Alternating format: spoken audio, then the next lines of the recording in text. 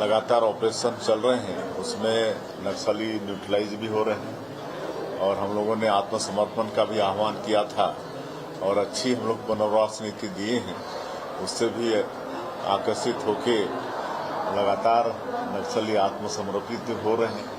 तो उनके साथ सरकार न्याय कर रही है, उनको स्किलिंग करा रहे हैं, रोजगार से जोड़ रहे हैं, ग्रामीण क्षेत्र में शहरी क्षेत्र में उनको जमीन भी दे रहे हैं और जो आत्मसमर्पण करता है उसको प्रत्येक महीना 10,000 रुपया भी देते हैं, 3 साल तक उनको देंगे और उनके लिए अलग से प्रधानमंत्री आवास होकर जो स्वीकृति कराए हैं, तो इस सबसे आकर्षित होकर आ रहे हैं।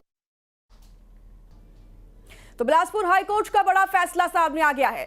समाज कल्याण विभाग के घोटाले की जांच सीबीआई करेगी। हाईकोर्ट ने सीबीआई को अब जांच सौंप दी है।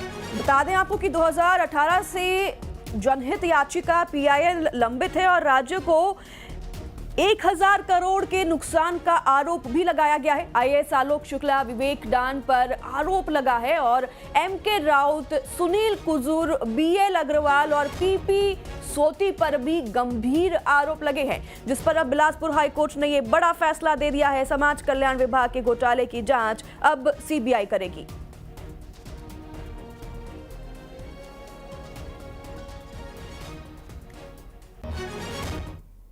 रतलाम शहर काजी ने मुस्लिम समाज से अपील की है कि वो अपने बच्चों को गरबा आयोजनों में न जाने दें और इससे दोनों समाज में विवाद की स्थिति पैदा होती है। इसलिए उन्होंने अपील की है कि आप गरबा खेलने ना जाएं। खासतौर पर मुस्लिम समाज के युवकों से यह अपील की है। शहर काजी अहमद अली ने बाकायदा पत्र जारी कर समाज जनों से यह गुजारिश की है कि मुस्लिम लड़के और लड़कियां गरबे में ना जाएं और गरबे में जाने से आयोजकों को आपत्ति होती है तो गरबे में नहीं जाने की अपील उन्होंने की है।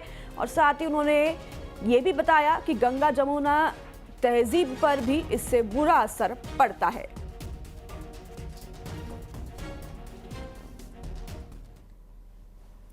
तो नवरात्रि पर्व पर गरबा आयोजनों में अभद्रता और अश्लीलता फैलाने वाले और धार्मिक भावनाओं को आहत करने वालों के खिलाफ बजरंग दल और विश्व हिंदू परिषद ने बड़ा अभियान छेड़ दिया है। हिंदू संगठनों ने आयोजकों से आधार कार्ड देखकर गरबा आयोजनों में प्रवेश देने और गौमूत्र और गंगा जल से शुद्धिकरण की अपील की है। तो नवरात्रि पर्व पर गरबा आयोजनों में अभद्रता और अश्लीलता फैलाने, धार्मिक भावनाओं को आहत करने वालों के खिलाफ बजरंग दल और विश्व हिंदू परिषद ने बड़ा अभियान छेड़ दिया है। इस अभियान के तहत हिंदू संगठनों ने आयोजकों से आधार कार्ड देखकर गरबा आयोजनों में प्रवेश देने और गौमूत्र और गंगा जल से शुद्धिकरण की अपील की है। चंदन टीका लगाएंगे। अपील जो आप कर रहे हैं, क्या लगता है आयोजक इस अपील को मानेंगे? क्योंकि हर समय इस तरीके से विवाद की स्थिति उत्पन्न हो जाती है। गरबा समिति हमारी बात को बहुत जो आए हैं हमारे पास माने हैं, हमारी बात का समर्थन कर रहे हैं और विश्व हिंदू परिषद बजरंग दल जाकर हर एक गरबा में जाएगा और वहाँ निरीक्षण भी करेगा, जांच करेगा। हर गरबा पंडाल में अपने 4-4, 5-5 बजरंग दल के कार्यकर्ता रहेंगे जो चेक करेंगे इस चीज़ को कि ये चीज़ सही हो रही है कि गलत हो रही है।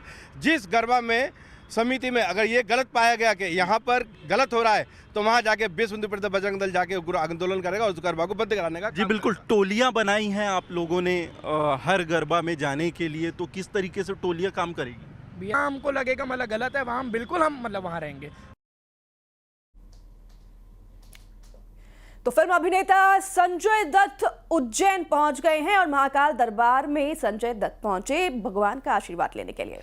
सुबह बस आरती में वो शामिल भी हुए। भक्ति में डूबे नजर आए संजय दत्त। आपको तस्वीर दिखा रहे हैं। हालांकि सुबह सुबह ही भस्म आरती हो जाती है और संजय दत्त देखिए बाबा जब पहुंचे बाबा महाकाल की नगरी में और यहाँ उन्होंने दर्शन पूजन किए, उन्होंने भस्म आरती देखी और उसके बाद वो यहाँ पर नंदी हॉल में बैठकर बाबा महाकाल के आशीर्वाद लेने पहुंचे। प्रोटोकॉल हमको रखना पड़ा। जी जी, ऐसा लगता है और मेरा सौभाग्य है कि बाबा ने आज मुझे यहाँ बुलाया है और मैं हमेशा यहाँ आता। अनुभूति कैसी रही भस्म आरती की? जो भस्म आरती आपने देखी है, मेरे पास लफ्ज़ नहीं है बोलने के लिए। अंबानी परिवार हमेशा से ही त्योहारों को बेहद खास अंदाज में मनाने के लिए जाना जाता है और इस बार भी एंटीलिया में नवरात्रि त्योहार की धूम देखते ही बन रही है। अंबानी और फिलहाल साथी कड़क खबरों